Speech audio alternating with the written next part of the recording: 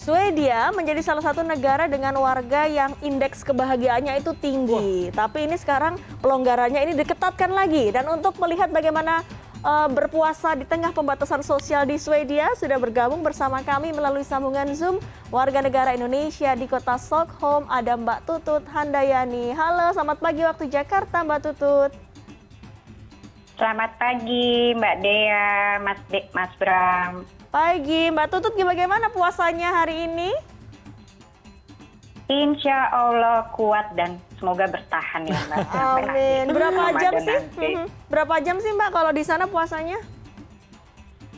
Sekarang kebetulan kan di musim semi ya Mbak, itu udah 18 jam. Tapi menjelang akhir puasa nanti itu bisa 19 jam karena kan mendekati musim panas. Iya, ya, artinya lebih panjang ya, Panjang begitu dari banget. Indonesia ya. Panjang banget. Nah, Mbak, ini juga menjadi pertanyaan. Apakah menu sahur dan buka puasa ini sama dengan Indonesia atau ketika pindah sudah menyesuaikan di sana nih, Mbak? Kalau saya sih terus terang masih lah Mas, masih yang usaha ada teh manis, terus iftar berupa kayak kolak, tapi kayak bubur sumsum, tapi karena saya menghindari santan, karena supaya tidak gampang haus ya untuk puasa esok harinya ya saya ganti susu.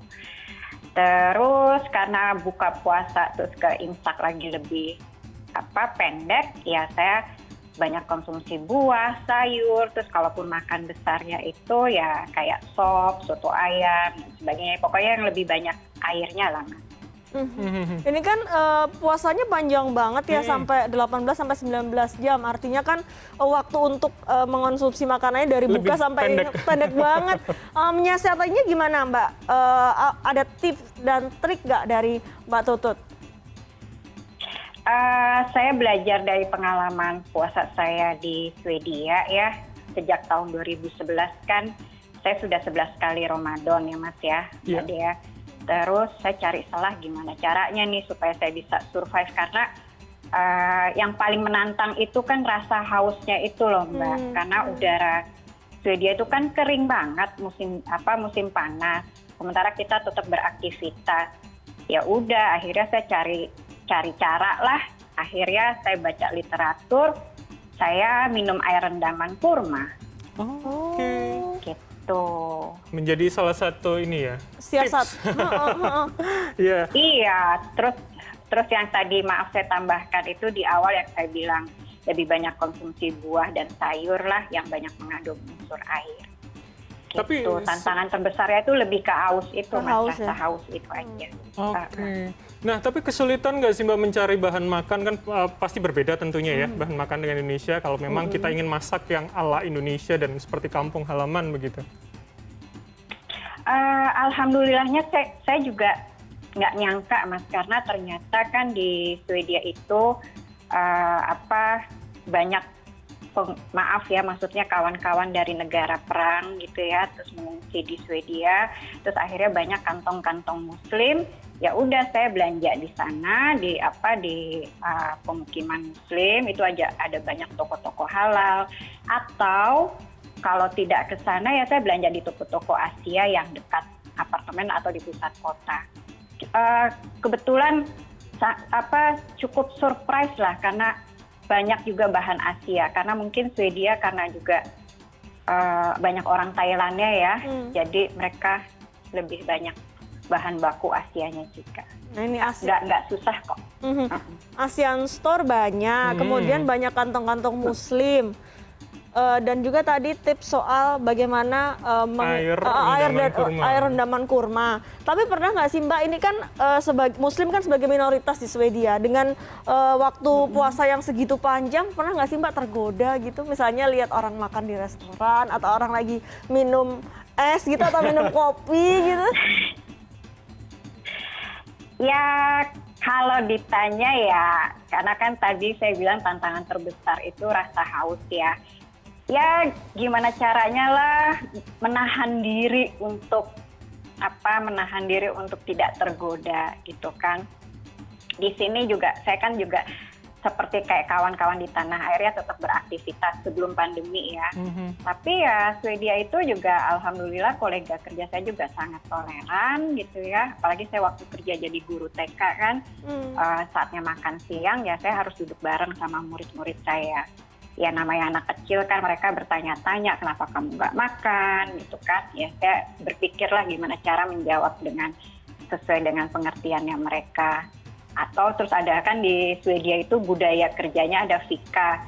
Ya mereka kolega saya itu paham, terus bahkan mereka suka menyisihkan kayak kue-kue yang biasa kita konsumsi saat fika untuk bekal misalnya ini tutut buat buka puasa nanti. Mereka tahu kok gitu loh kalau apa salah satu kewajiban seorang muslimah itu adalah berpuasa Ramadan.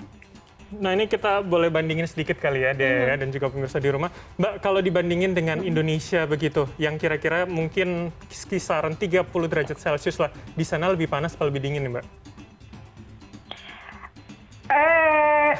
Kalau musim panas lebih ya kayak kalau saya berani bilang kayak mungkin kalau panasnya kayak kita lagi di Lembang kali ya, kalau yang panas tuh kayak apa gitu loh. Tapi kalau lagi dingin banget ya, bahkan saya suka bercanda sama kawan-kawan Swedia itu kalau nggak dingin banget karena musim panas sendiri pun ya kayak kita di Lembang yang panas-panas sejuk gimana gitu tapi kering gitu loh. Jadi makin dengan cuaca yang sebenarnya kalau buat kita orang Indonesia yang tinggal di sini, memang asli tinggal di sini sampai setua saya gini, mungkin dingin banget kali ya Mbak musim panasnya di sana. Ya lebih ke angin sih Mbak. Oh angin ya, angin. Karena angin, karena kan dekat dengan apa sih, saya lupa maaf nama lautnya, tapi kan yang dari arah dari apa sih, dari Rusia itu kan anginnya dingin gitu. Mbak Tutut, ini kita bicara soal restriksi yang kembali dilakukan oleh pemerintah Swedia. Kalau Mbak Tutut ini kan juga bekerja di sektor publik, tadi Mbak Tutut sempat cerita. Bagaimana sih Mbak batasan-batasan restriksi di sana sekarang? Ini berdasarkan informasi yang saya kumpulkan ya Mbak Dea ya. Batasannya itu ya masih pastilah kayak misalnya cuci tangan, terus hindari kerumunan, terus physical distancing sama social distancing. Terus kayak kalau kita kaitkan dengan suasana Ramadan ya, memang beberapa masjid Stockholm itu mengikuti protokol dari pemerintah, meniadakan sholat taraweh bahkan dari buka puasa bersama. Sebelum pandemi mereka mengadakan hal itu. Ya kalau saya sebagai masyarakat Indonesia di Stockholm, seringkali KBRI Stockholm bersama kelompok pengajian Indonesia Stockholm itu sering ada buka puasa sampai tarawih gitu kan. Nah terus di Swedia sendiri itu sejak tanggal 10 Januari itu berlaku sampai bulan September, akhir September 2021 itu sudah diterapkan undang-undang pandemi. Jadi parlemen Swedia itu menyetujui permintaan pemerintah Swedia untuk menerapkan undang-undang pandemi. Tapi efek dari undang-undang pandemi itu lebih ke kehidupan perekonomian supaya tetap ada kestabilan ekonomi supaya nggak terlalu runtuh lah atau Swedia terlalu goyang lah. Contohnya misalnya kayak ada pembatasan berapa orang yang boleh masuk ke dalam toko gitu kan. Misalnya minimal 1 orang per 10 meter persegi.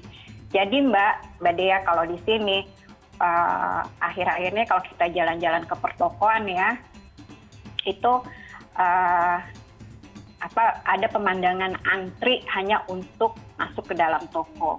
Karena dengan pandemi law ini pemilik toko itu wajib melakukan hal itu, terus bila perlu menempelkan pengumuman supaya kita nih taat dengan peraturan itu.